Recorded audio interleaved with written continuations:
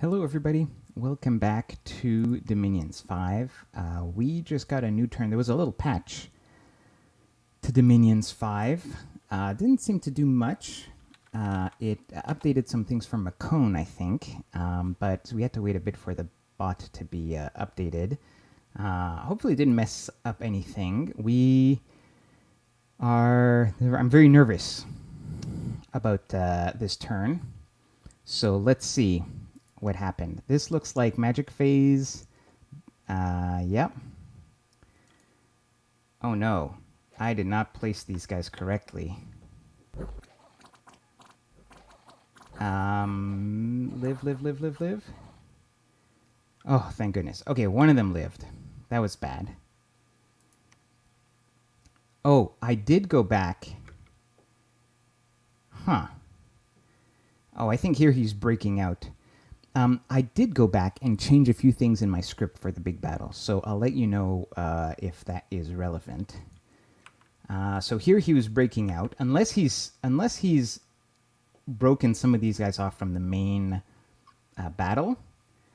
But here he's breaking out from his throne province, from his throne. Pantocrator's Bounty.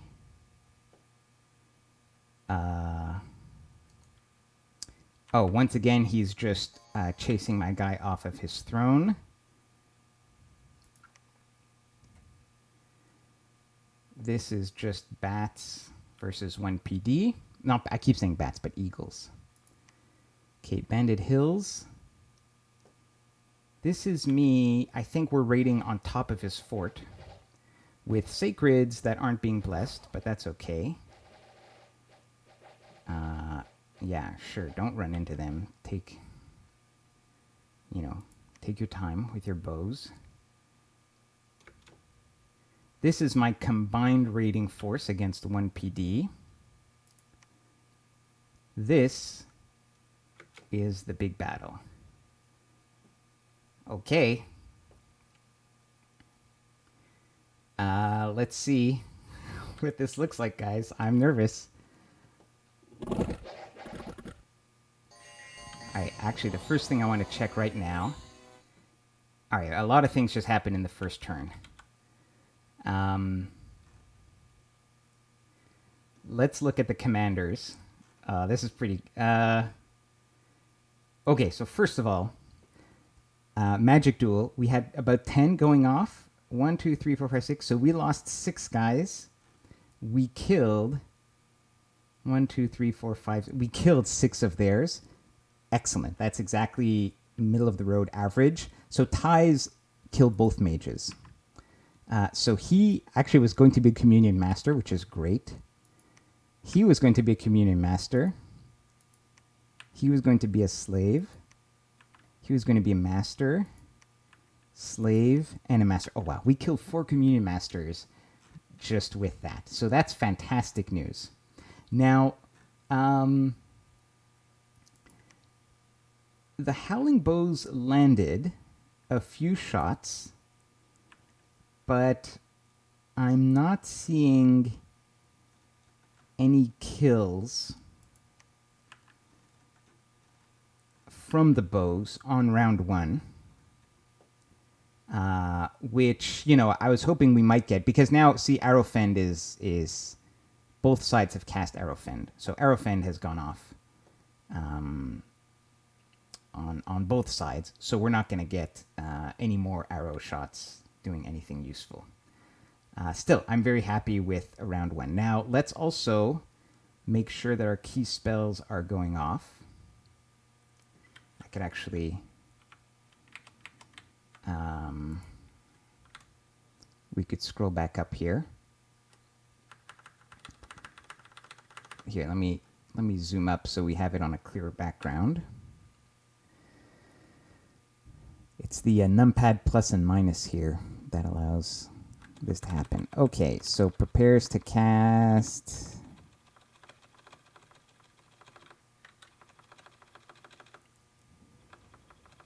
Let's get to the actual casting.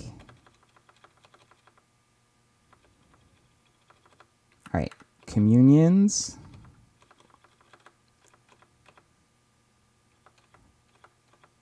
A lot of my Masters of the Way are not in range for frozen whatever, so they're just doing random spells on turn 1 or 2. That's fine. I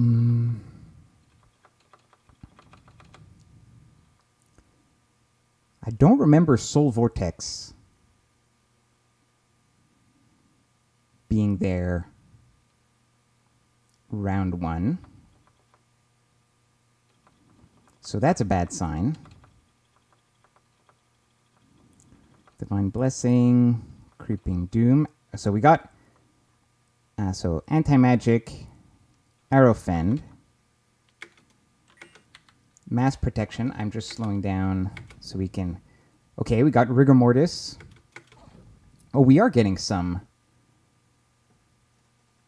Okay, we got Battle Fortune. Legions of Steel are getting cast. Good. What are we casting Frozen Heart on? Oh, his eagles. I'm gonna call them different things. They're hawks. Every time I'm gonna cast them something different. Okay, he did get Mass Flight off.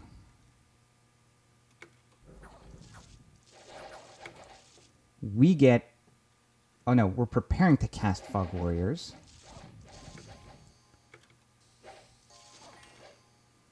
I'm still just keeping track of the spells. Creeping Doom. We're getting a few casts of Battle Fortune, which is great. This guy...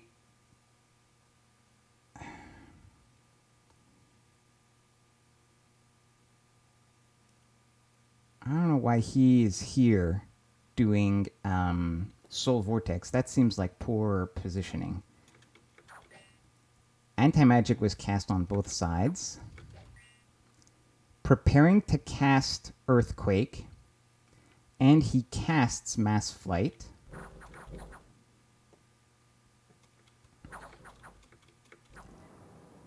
Now we get Fog Warriors off. We cast Flight. No, we're preparing to cast Flight. Okay, Rigor Mortis goes off now. And we've gotten a bunch of Thunder Wards. So by the way, at this round, at this stage in the fight, all his mages, masters and slaves, are at like 70 fatigue. So that's important to keep track of because we just put up Rigor Mortis.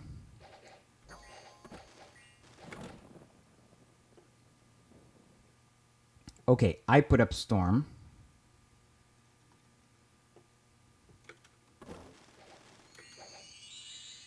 Which means that... So, oh... Shit, so it's like one turn too late. Or like it's a little bit too late. So his dogs were able to launch. Here come Earthquake. Now, here comes Earthquake. Now, I'm not seeing... We'll have to take a look in a second. Hang on.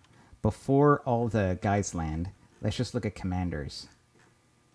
So far, we haven't lost any more commanders to the Earthquakes or anything. And I'm not seeing any interruptions.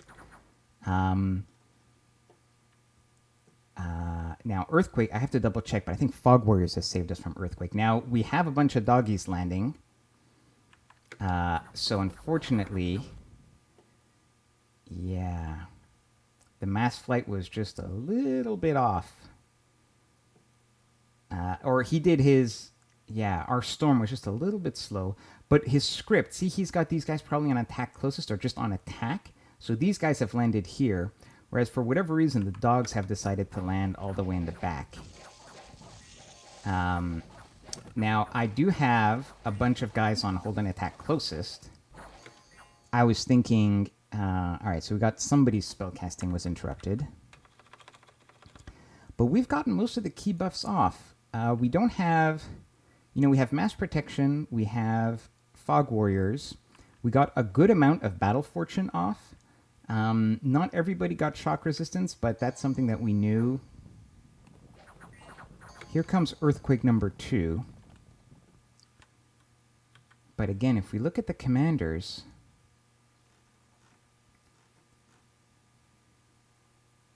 I still don't see any dead mages for us. Here comes Soul Vortex on the Communion. All right, so our Sacreds come back and just delete all his guys. But now you see there's a bunch of Thunder Strikes that are landing. Looks good. Also, I'd like to point out, as we enter battle round 4,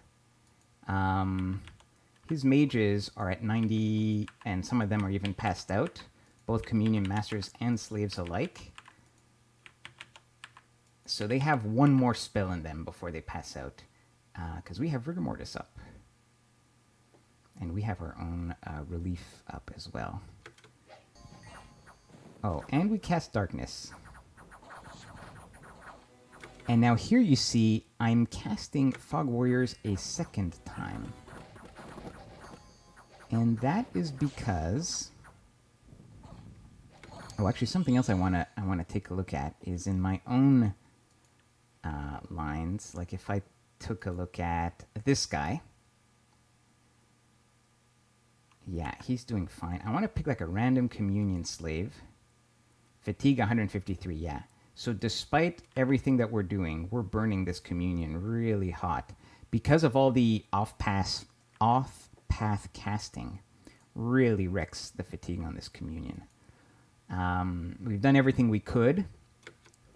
They're draining the life of their pikeman buddies.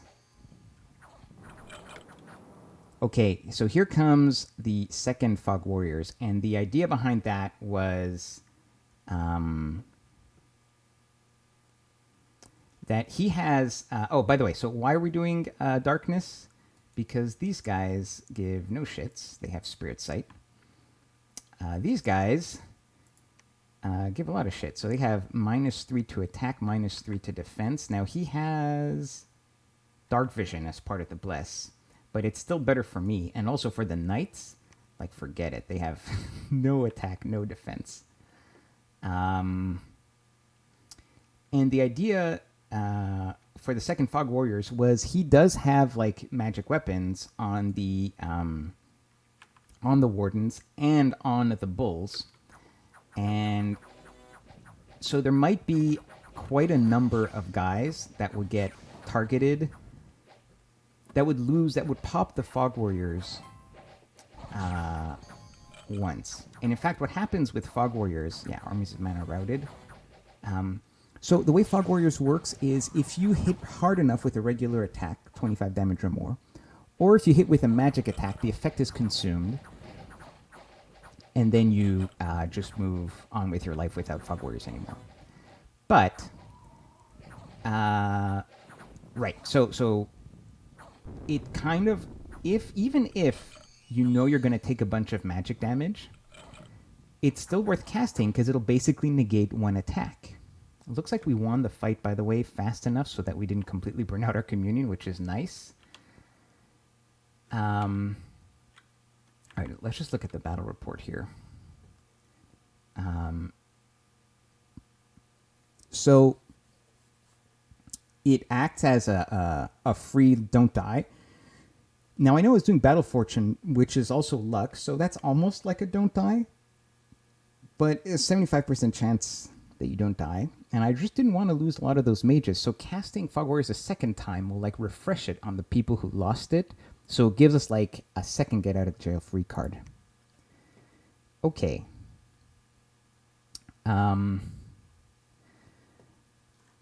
Complete victory. So we lost... Guys, this was almost flawless. I'm very happy this turned out this way. So we lost one of the Crystal Mages. These guys got surrounded by the doggies. So we lost one of them. That's okay. We lost one Master of the Way. And we lost 7 Shaman, but these guys were all doing Magic Duels. So 6 of these guys died to Magic Duels. So we lost like 2 mages and none of our Ancestor Smiths or Celestial Masters. We lost 12 Sacreds out of 97. Barely any Footmen. How did we only lose 4 Footmen while they were all being siphoned off to whatever? Look, guys, I'm not going to complain. This was fantastic. We didn't even need to cut off his retreat path. We just killed everything. Oh, it's so beautiful. Okay, I love it when a plan comes together, to quote a famous TV show.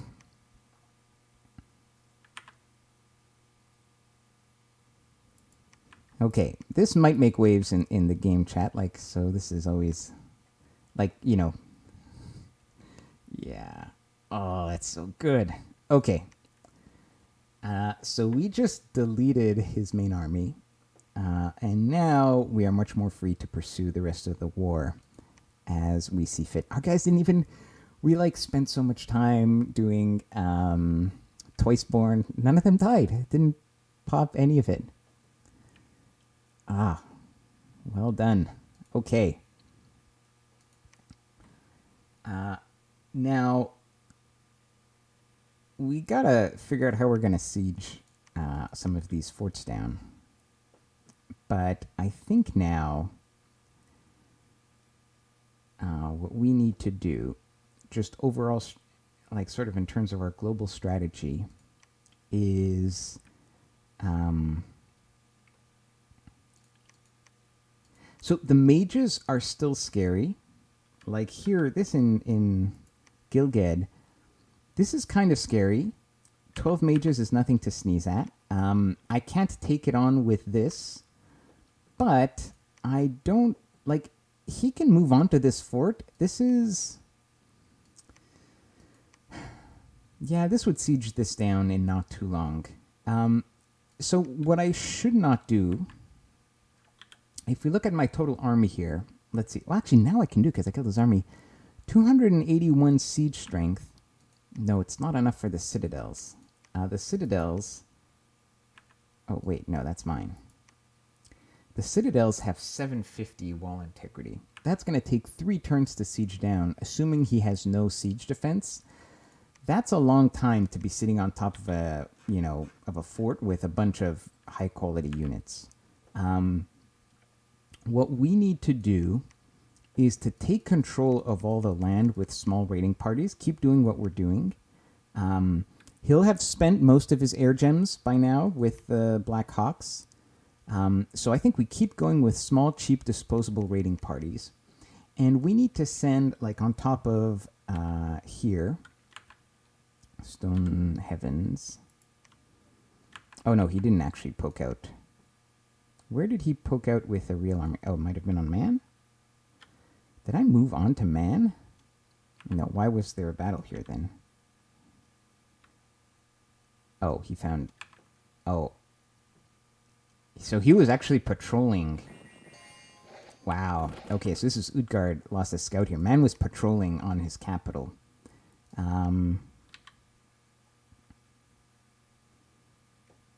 Okay, he just poked out. Anyways, we have to move on top of... Where? Oh, this is the only place where he actually moved out of a fort with an army. Maybe we don't have to. Yeah, there's nothing in here. Okay, we need to sit on top of this with a small army. Maybe we just send the pikemen here and just slowly siege this down with an army that I don't really care about. This one is trickier because 20 mages can actually kill like a decent-sized army. So I think what we do here is we keep raiding it with little armies. Because if he's patrolling with 12 mages every turn, then that's good for us. Because it means those guys aren't researching, they're just very expensive paperweights. And if I lose like 5 barbarian cavalry, you know, every 3 turns or whatever, you know, that's a good trade-off for us. So we're just going to keep raiding this with small amounts that we don't mind losing if he patrols out with 12 mages until he comes up with a better strategy. And we're going to try to do the same thing here. I think we need to take our army and now move it. We'll move it here. I actually don't intend to siege this down all the way. It's going to take too long.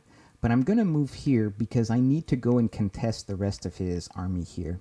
He might move here next turn, and moving like this will help clear the way for me to come save this fort. So I do have to take control of this province next turn. Again, with something I can afford to lose, because maybe instead of going here, he moves here. So I don't want to like send all these guys out here to take this, because they would die to this combined army. But I do need to take this. So I'm going to take this with a small raiding force. And we're going to move my big army on top of here. Now, we're going to move my big army, but we're not going to bring all the mages this time. We're just going to bring what we need. We fought with all the mages because they were there, because we had them. But we didn't. We don't need to bring them on the road. I mean, if you look, the Masters of the Way got a decent amount of kills with Frozen Heart. Now, to be fair, there were some Black Hawks there that got melted with Frozen Heart. That was mostly their contribution. Buffaloes did a lot of work. Great units. Oh, and we found... Oh, a Clam of Pearls. One of those is mine. Probably the guy who cast anti-magic and then died. But we got one of his Clams of Pearls. We got a Fairy in a Bottle and a Storm in a Bottle. So good, we got some air gen items. Yeah, so we're going to move down here and try to track the movements of this army. And I think we have to kind of shut this down. And then we can kind of move on. I think we sit on his cap. But barring any interference from any other players, we have basically won this war. Oh my god. Relay has this coastal throne here, so I'm going to let Relay get on land. That's too bad. Apparently, Relay is now winning the war against Erythea. Erythea was winning a lot early on, but then he got... there was a big sort of reversal of fortunes where Erythea lost a lot of mages and stuff like that. But Erythea still wants to keep fighting Relay, which pisses Relay off to no end. All right, let's do some of the turn micro real quick. All right, you can you make it back somewhere safe? I guess you just go back to the capital. You have 5 sacreds with you. Oh, you can actually make it here. Sure.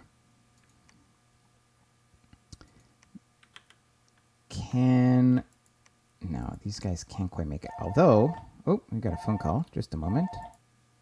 All right. Yeah, actually, I think, yeah, these guys come here. I don't know if we can reinforce... Got a random adventurer. Oh, let's get the adventurer here so he can take... Oh, no, wait, maybe we take these guys?